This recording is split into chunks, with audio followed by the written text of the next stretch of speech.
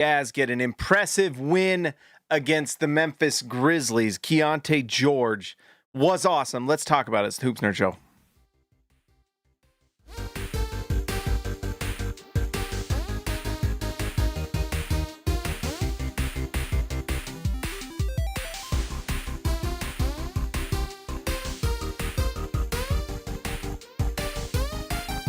All right, guys, before we get into it, make sure you like the video, subscribe to the channel. Also, support our sponsor, Prize Picks. Use promo code HoopsNerd at Prize Picks. If you sign up, you will get $50 instantly.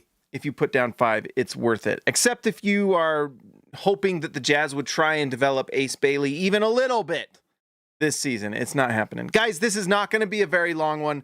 The cord's up. I forgot to put it up. And I still haven't got my new sign up. It's okay. Whatever. I still got to sand this wall and paint it. I just have not had a chance. By the way, I'm sorry I haven't had a video out for a few days. It's been an interesting week, a long week. Holidays are coming up. So we've had a lot going on with kids and holidays and so on. So we're doing our best. But we're here tonight to let you know I'm doing a shorter video. My parents are upstairs. I kind of want to go watch a show. We're going to watch the second episode of The Beast in Me. That show is awesome. But anyways, we got to talk about the Jazz tonight. The Utah Jazz, first off, let's talk about, we're going to have to just figure out how to feel and think about these games, because this Utah Jazz team does have games like this where they're able to beat these teams. The Memphis Grizzlies are fool's gold. They're not very impressive. You know, John Morant came back and he's just not the same player. He's a fine player, but one of the things that took him into star level was his athleticism, and it's obviously not quite the same tonight. There were multiple plays where John Morant just did not get the same lift that he typically does, although he had a few highlight plays as well, so who knows? Maybe he's just getting back into shape after having missed like 10 games or whatever it is that he's missed. But Utah can come in and they can beat teams like this. This is probably the best road win for the Jazz since they beat the Boston Celtics, who they got lucky on a no call at the end of the game. This one was also really close and could have gone either way. And it was Keyonte George who is showing up big time in so many different times this season.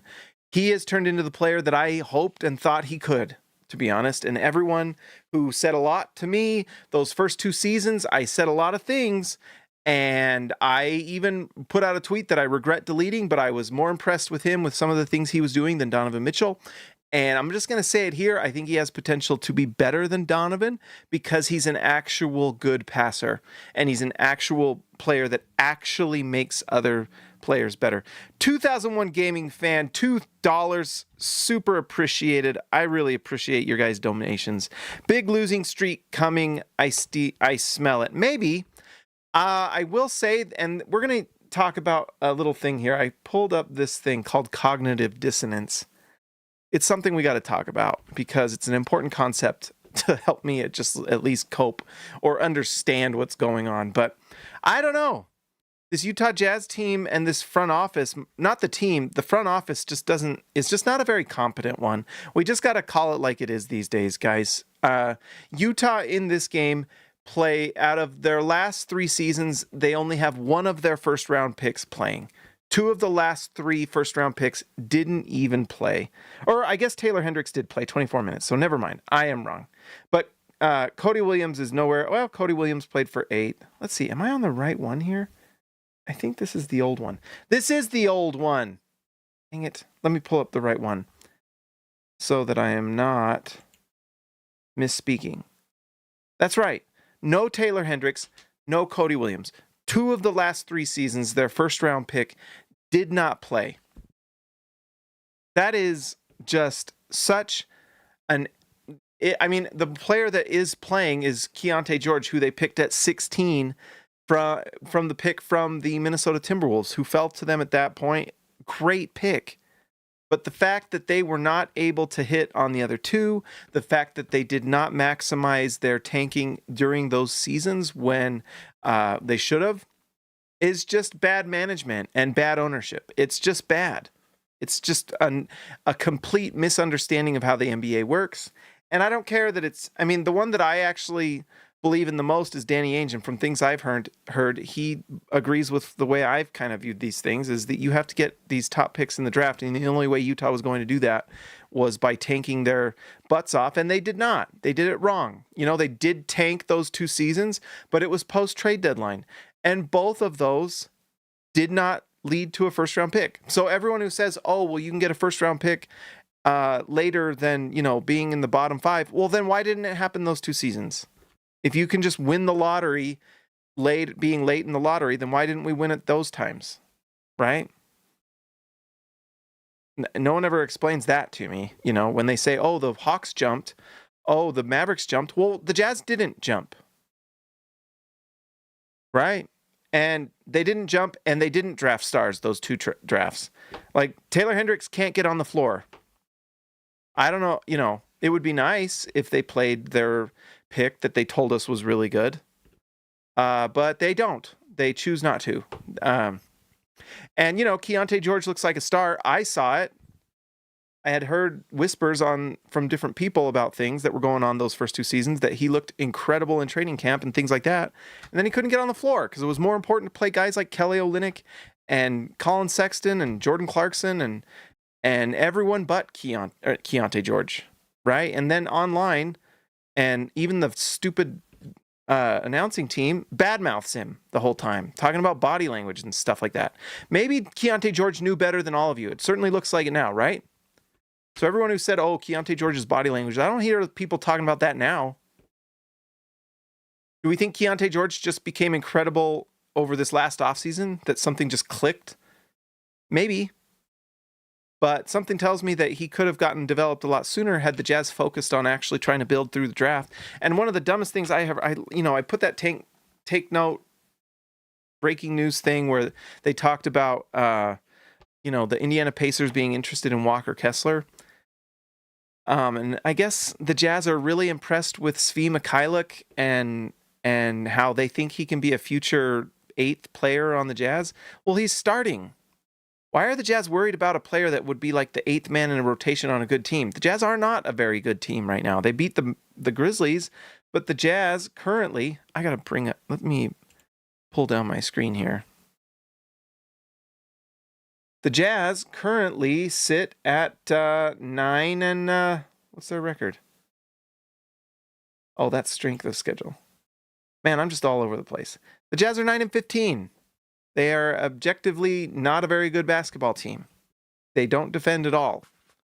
So, you know, at some point, Will Hardy's going to teach defense, I guess, because Utah apparently and Ryan Smith and them think that they can just sort of turn it on next year, or I guess this year.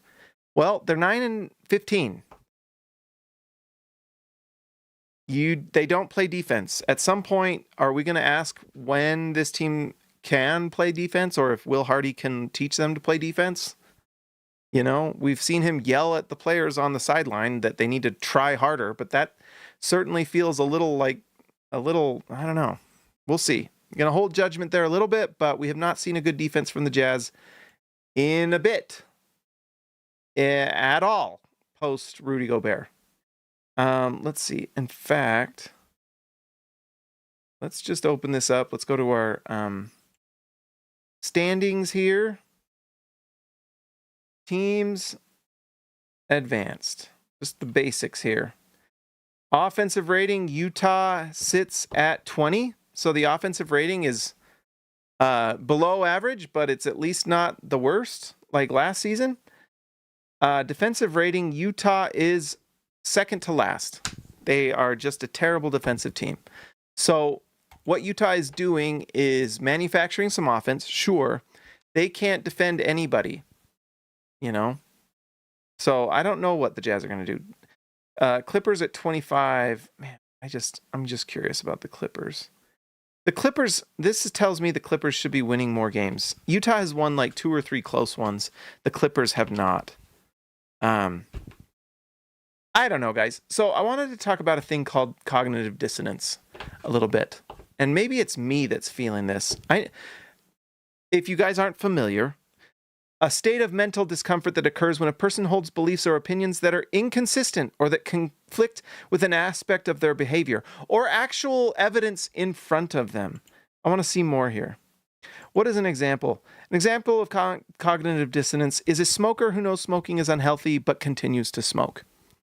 Doesn't that sound a little bit like what the Jazz are doing right now? A team that thinks they're a playoff team and yet they're 9-15. To me, that feels a little like cognitive dissonance. Like someone is being shown something right to their face, Ryan Smith, and is choosing to believe something else. And it provides discomfort and mental stress and, yeah, just discomfort, right? It's when you are believing something and then you receive all this evidence of something else and you ignore those awkward feelings you feel when you're hearing these things and feeling these things. You know what's really nice is when you just embrace it. And I have to say, I've had a lot of cognitive dissonance with this Utah Jazz front office. For the last 3 years, I have tried to find the bright side of what they're doing on this channel and talk about, well, I can see this, I can see that.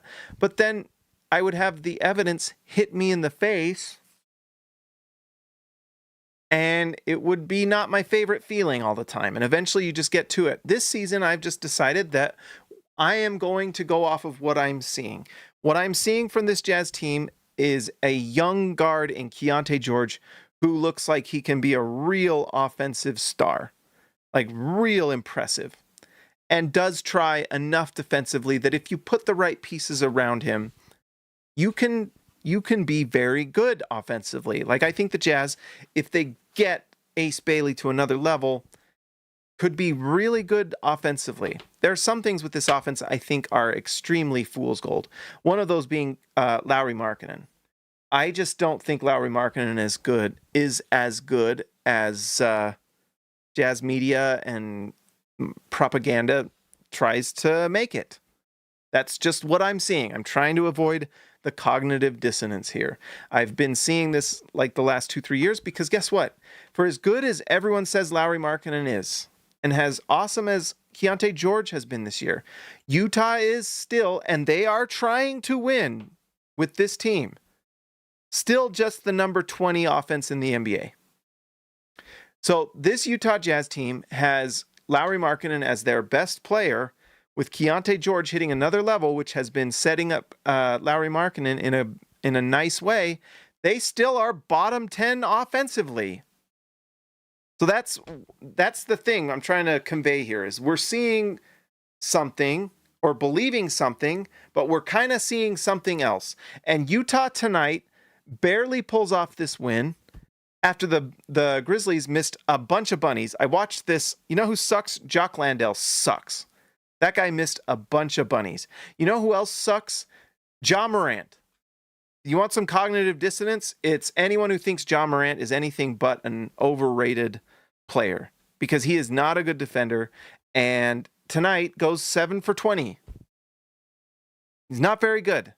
So Utah was able to take advantage of Ja Morant on his first game back, and it may cost the Jazz a pick. Now, all of this can be better if the Jazz just win.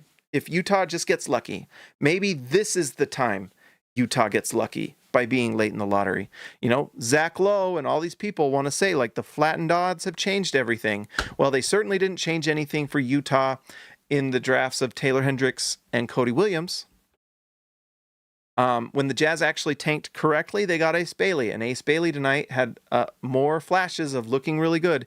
They certainly will not ever apparently run the offense through him. It's just extremely important that Utah just runs literally everything through, Markkanen and Key, which is fine. I like seeing Key succeed because, I was big on Key from the start, and I think Keyonte George is great. I'm just extremely disappointed that the Utah Jazz wasted 2 years of our time to end up with two players that they don't play. It's not good. So we're going to talk about some cognitive dissonance things tonight. Things I'm seeing. Utah wasted 2 years of our time. They did. Taylor Hendricks not playing. Cody Williams not playing. In these games that Utah is trying to win, that they think they possibly can, they're not playing. So anyone who says like, oh, well, you know, Utah, that they screwed it up. The Jazz did a bad job. Yes, good job drafting Keyonte George. Bad job in how they ran the season. Bad job in drafting. Bad job in how high they drafted. You know what makes it easier to draft better players? Be higher in the draft. We already saw that this last time with Ace Bailey. We saw the failure of that with Taylor Hendricks and Cody Williams. Now, I hope Taylor Hendricks can turn into something nice, but the Jazz don't seem super interested in developing him. He doesn't play. And they're sending him to the G League as if that does anything for anyone. It really doesn't change much. You either got it or you don't. And the only way players actually get playtime during the season is during these games. Just a reminder, these teams don't get a lot of practice during the season. So these games are in a lot of ways the practice for the year. Cognitive dissonance thing. I've already said it, but Lauri Markkanen is a little bit of fool's gold. Not a very good defender. Not good defender. There's a reason why Utah, who is trying, has the second worst defensive rating in the NBA. They have a worse defensive rating than the New Orleans Pelicans, who have Derek Queen, who looks incredible, by the way, as a rookie rim protector, and they have a better defense than the Utah Jazz. And don't tell me Walker Kessler changes that, because we had Walker Kessler the last two seasons before this, playing a lot of games, and Utah was worse than they are now. Cognitive dissonance there. Let's see. Maybe that's it.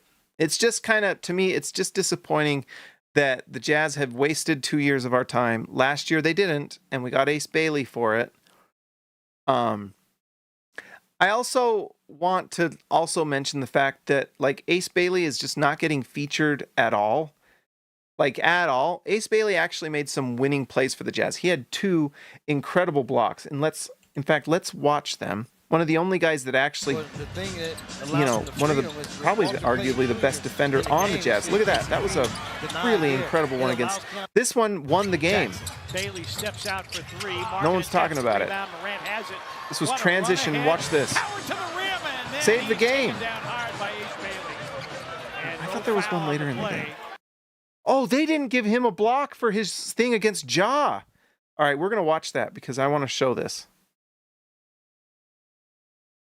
That's actually bullcrap. All right, let's see. Bailey driving but not finishing. Tip rebound ends up in the hands of Morant. Driving layup shot missed. I think it's this one. Watch. Play call. Morant splits the defense, goes to the cup. No. That's a blocked shot. A Morant 3, rimming no. They weren't able to get a pseudo timeout to get a play call. Morant recovery. Defense, goes to the cup. Yeah. Unless they gave that to Nurk, but that's a game-saving play on defense by Ace Bailey. He has been nothing. I just can't say enough good things about Ace Bailey's attitude and willingness to learn and growth, and he's not really being rewarded for it. Like, I watch Svi Mikhailuk, and he gets more preferential treatment than anyone. And I don't know what's earned Svi Mikhailuk that, right? Like, I don't see Svi Mikhailuk making those plays. He took 5 shots tonight. That's it. Really not much else. Ace Bailey just sits in the corner of the hole. I don't know, man. That's one of the things that's driving me crazy is if you're going to keep Markkanen, then you need to figure out how to, like, trade guys like Svi Mikhailuk and Yusuf Nurkic and Kevin Love and George Niang and these types and Kyle Anderson and play Taylor Hendricks and play Cody Williams so you can lose these games so that next year when the Jazz don't owe their pick to anyone, then guess what? Try all you want. I'll be fine rooting for them. And if the Jazz lose, it sucks. And if they win, I'll be happy. But you've got to fix this right now, Utah. Fix it right now. The thing, it's dire. I'll be honest. Sacramento sucks. Brooklyn sucks. Charlotte, maybe they overcome the Jazz, but Utah keeps winning. Utah is 3 games back of Charlotte now in these standings. And Utah is like no closer. Let's see where they are playing wise. Utah's still in this spot. They're actually in trouble of having the Blazers get a better pick than them, then they will. But Dallas has already overtaken Utah. Yes, they beat Memphis tonight, but even if they were trying to catch Memphis, they're 2 games back. Utah is just really screwing this up. And the other thing that I had to just be honest about is that, like, I've tried to say that Utah has a good front office. They don't. We have an owner that meddles too much. He thinks he knows what basketball strategy they should do, and he doesn't. He doesn't get it. He doesn't know what he's doing. He doesn't understand how this works. He wasted 2 of our seasons. For what? Is it because he wants to sell a few more tickets? I don't know. Is it because he's frustrated that the Jazz aren't good right away? Lauri Markkanen is a fine third option on a really good basketball team, but the owner seems dead set on being a team surrounding, like, focused on Lauri Markkanen being the guy. And this is what that gets you. We now know, although I could have told you this 2-3 seasons ago. Like, really nice player. He can't initiate offense. He can't hit pull-up threes. He's not a good defender. He can do catch and shoot threes great. He's a good cutter. He can get in the post 7, 8 feet from the basket and shoot over smaller players. Yes, he's good at those things. He is not Kevin Durant. He is not Dirk Nowitzki. Stop telling me that he's Dirk Nowitzki when he's being guarded by Cam Spencer. Okay? Stop. That's not real. That's not reality. And even tonight, shoots just 9 for 22. Come on. 3 for 10 from 3. By the way, let's just look at something fun here. Lauri Markkanen from 3 this season is now at 36.1. It's been dipping again. And then you look at Ace Bailey, 3-point percentage. Ace Bailey's shooting better from 3 than Lauri Markkanen. And gets half the, like, not even close to the amount of shots. Why is he not being focused on more? Why is the focal point on a player that is shooting 40% and 30% tonight? I love that Keyonte George went absolutely off. Just truly won this game. Superstar stuff. And I guess that's the one thing I gotta, like, just appreciate is how good Keyonte George is. He just might be too good. Utah's got to figure something out. But the reality is that Lauri Markkanen should have been traded a while ago. So Utah could have gotten better picks and that they could get a better pick this year, while also Keyonte George turning into a star.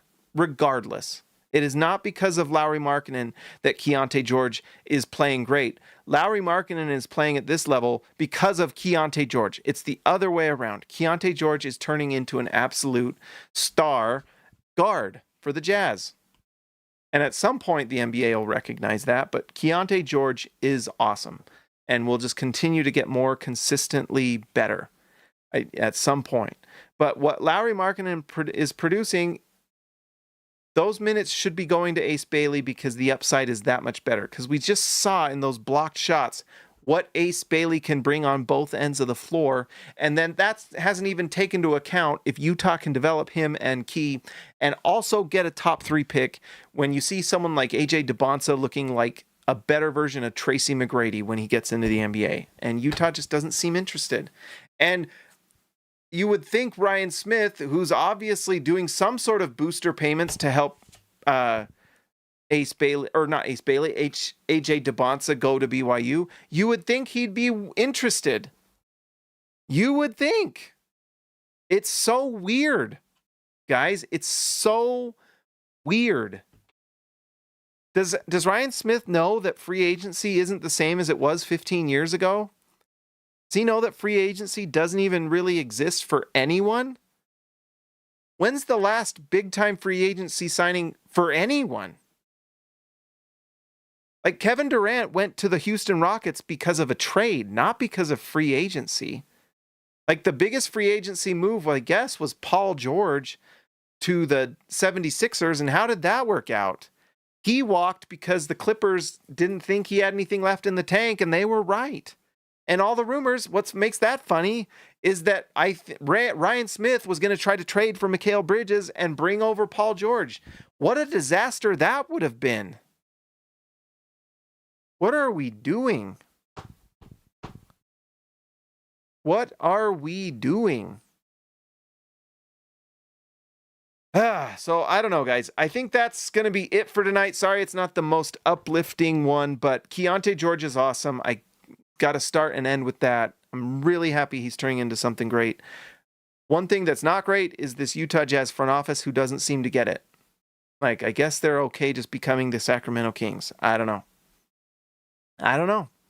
All right, guys, that's it. We'll see what happens on the next game. Like the video, subscribe to the channel. Oh, we got to give a shout out to our All-Stars, at least. I think I'm just not interested in watching us lose the lottery again. Let's give a shout out to our All-Stars tonight, guys. I really appreciate you being with me, even on these nights where I'm just frustrated as heck.